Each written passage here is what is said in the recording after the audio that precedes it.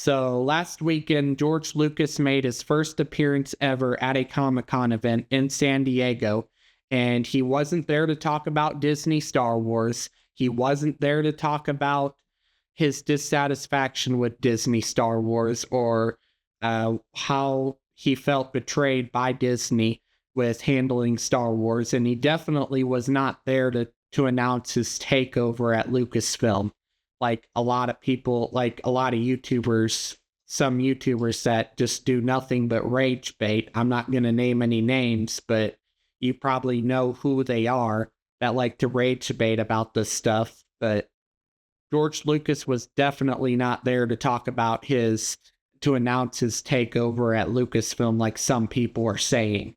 But George Lucas made his first appearance at a Comic-Con to talk about his museum that he's opening up, his art museum, and how it's going to include a life-size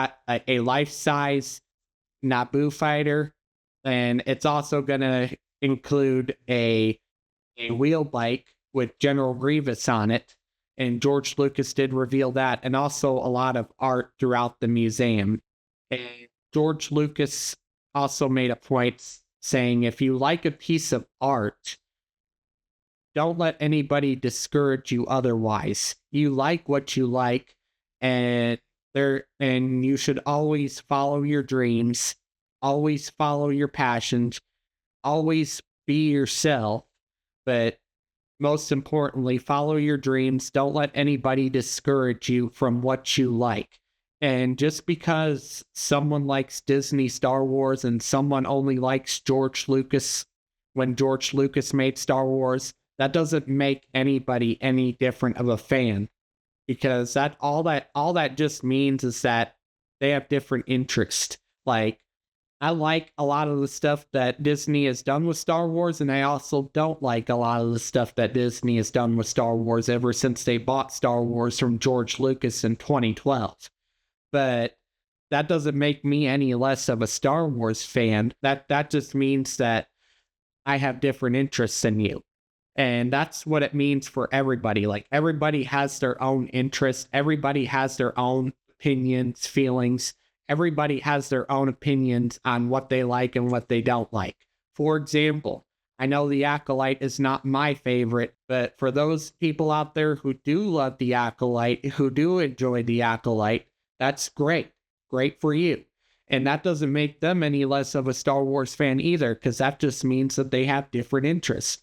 And we really need to stop, especially like us as Star Wars fans, we're better than this. We need to stop, getting at each other's throats on on people who like Disney Star Wars, or people hating on Disney Star Wars and them getting back at them. We need to stop all of this fighting over Star Wars. And everybody has their own opinions. Like, some people like the way the new Star Wars is going under Disney, and some people don't like the way Star Wars is going under Disney. People like the sequel trilogy. People don't like the sequel trilogy. Everybody has their own opinions, and it's okay to have your own opinions. I have my opinions. And I do like the original saga the best, especially the prequels. I love the prequels, and I love Episode 3, Revenge of the Sith. Revenge of the Sith is my most favorite Star Wars movie of all. And the reason why it's my most favorite Star Wars movie of all is because it clearly shows, and after watching the original trilogy, it clearly connects to the original trilogy on how Anakin Skywalker had a hard time letting go, and how it all led to his downfall, and how it led to him becoming Vader. And I like the Battle of Mustafar, and I also like how Palpatine overthrew the Senate and reorganized the Republic into the Galactic Empire. The way everything shifted in Revenge of the Sith, I really loved, and I really enjoyed it. And Revenge of the Sith was the very first Star Wars movie the very first Star Wars movie that I ever watched as a kid is when I watched Star Wars Episode 3, Revenge of the Sith. It was the best Star Wars movie of all times.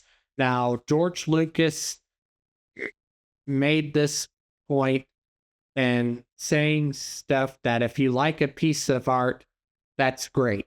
It's great for you. So to all those people out there who are saying that George Lucas is going to take over Lucasfilm, which sounds absolutely ridiculous. I mean, the man is like 80 years old and already retired and already developing his museum, and seeming like that he is already moved on from Star Wars. I mean, how long is this argument going to hold for real? Because anybody with common sense would understand that George Lucas coming back to Lucasfilm ain't gonna happen. So get real, come to the sense that George Lucas is getting up there in age. He won't have that much life to live. And George Lucas could die any day. He could die tomorrow. But George Lucas is old. He is retired. He's not coming back to Lucasfilm. And he seems like he has already moved on from Star Wars. But that's the point I wanted to make to you guys today in this video.